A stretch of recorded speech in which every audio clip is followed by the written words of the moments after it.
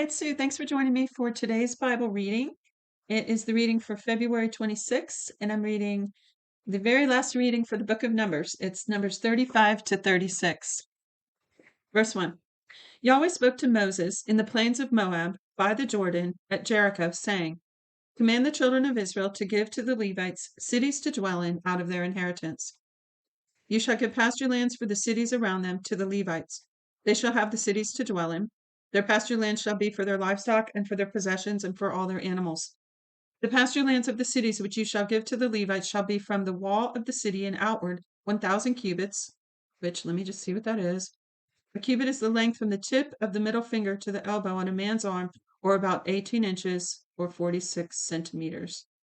So from the wall of the city outward 1,000 cubits around it. You shall measure outside the city for the east side 2,000 cubits, and for the south side 2,000 cubits, and for the west side 2,000 cubits, and for the north side 2,000 cubits, the city being in the middle. This shall be the pasture lands of the cities. The cities which you shall give to the Levites, they shall be 6 cities of refuge, which you shall give for the manslayer to flee to. Besides them you shall give 42 cities. All the cities which you shall give to the Levites shall be 48 cities together with their pasture lands. Concerning the cities which you shall give of the possession of the children of Israel, from the many you shall take many, and from the few you shall take few. Everyone according to his inheritance which he inherits shall give some of his cities to the Levites. Yahweh spoke to Moses, saying, Speak to the children of Israel and tell them, When you pass over the Jordan into the land of Canaan, then you shall appoint for yourselves cities to be cities of refuge for you, that the manslayer who kills any person unwittingly may flee there. The city shall be for your refuge from the avenger, that the manslayer not die until he stands before the congregation for judgment. The cities which you shall give shall be for you 6 cities of refuge. You shall give 3 cities beyond the Jordan, and you shall give 3 cities in the land of Canaan. They shall be cities of refuge. These 6 cities shall be refuge for the children of Israel, for the stranger, and for the foreigner living among them, that that everyone who kills any person unwittingly may flee there. But if he struck him with an instrument of iron so that he died, he is a murderer.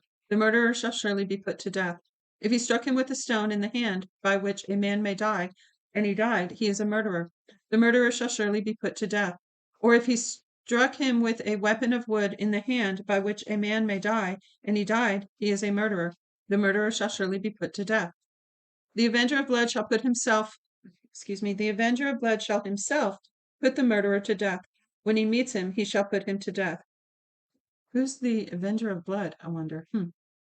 If he shoved him out of hatred, or hurled something at him while lying in wait so that he died, or in hostility struck him with his hand so that he died, he who struck him shall surely be put to death. He is a murderer. The avenger of blood shall put the murderer to death when he meets him. But if he shoved him suddenly without hostility, or hurled on him anything without lying in wait, or with any stone by which a man may die, not seeing him, and cast it on him so that he died, and he was not his enemy, and not seeking his harm, then the congregation shall judge between the striker and the avenger of blood according to these ordinances. The congregation shall deliver the manslayer out of the hand of the avenger of blood, and the congregation shall restore him to his city of refuge where he had fled. He shall dwell therein until the death of the high priest who was anointed with the holy oil. But if the manslayer shall at any time go beyond the border of his city of refuge where he flees, and the avenger of blood finds him outside of the border of his city of refuge, and the avenger of blood kills the manslayer, he shall not be guilty of blood, because he should have remained in his city of refuge until the death of the high priest. But after the death of the high priest, the manslayer shall return into the land of his possession. These things shall be for a statute and ordinance to you throughout your generations in all your dwellings.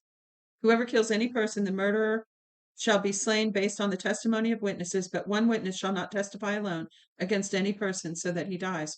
Moreover, you shall take no ransom for the life of a murderer who is guilty of death. He shall surely be put to death. You shall take no ransom for him who has fled to his city of refuge, that he may come again to dwell in the land before the death of the priest. So you shall not pollute the land where you live, for blood pollutes the land. No atonement can be made for the land for the blood that is shed in it, but by the blood of him who shed it. You shall not defile the land. Wow. No atonement can be made for the blood that was shed except by the blood of the one who shed it. That's something I'm going to have to spend some time thinking about. Verse 34. You shall not defile the land which you inhabit, where I dwell, for I, Yahweh, dwell among the children of Israel. The heads of the fathers' households of the family of the children of Gilead, the son of Machir, the son of Manasseh, of the families of the sons of Joseph, came near and spoke before Moses and before the princes, the heads of the fathers' households of the children of Israel. They said, Yahweh commanded my Lord to give the land for inheritance by lot to the children of Israel. My Lord was commanded by Yahweh to give the inheritance of Zelophehad, our brother, to his daughters. If they are married to any of these sons of the other tribes of the children of Israel, then their inheritance will be taken away from the inheritance of our fathers and will be added to the inheritance of the tribe to which they shall belong. Now that's referring to what we read the other day, where the daughter said, the father didn't have any sons. Please give us a lot of inheritance for us from our father's, inheritance. And they did. Yahweh said to Moses to do that. So that's what this is referring to. So it says, if they marry somebody in another tribe, we're going to lose it. So, verse 4, when the Jubilee of the children of Israel comes, and the inheritance will be added to the inheritance of the tribe to which they shall belong. So their inheritance will be taken away from the inheritance of the tribe of our fathers. Moses commanded the children of Israel according to Yahweh's word, saying, the tribe of the sons of Joseph speak what is right. This is the thing which Yahweh commands concerning the daughters of Zelophehad, saying, let them be married to whom they think best, but only they shall marry into the family of the tribe of their father. So shall no inheritance of the children of Israel move from the tribe to tribe, for the children of Israel shall all keep the inheritance of the tribe of his fathers. I wonder to this day, like how mixed up all that ownership is, if you could see it. Interesting. Hasn't been that long. Verse 7. So shall no inheritance of the children of Israel move from tribe to tribe, for the children of Israel shall all keep the inheritance of the tribe of his fathers. Every daughter who possesses an inheritance in any tribe of the children of Israel shall be wife to one of the family of the tribe of her father, that the children of Israel may each possess the inheritance of his fathers. So shall no inheritance move from one tribe to another, for the tribes of the children of Israel shall each keep his own inheritance.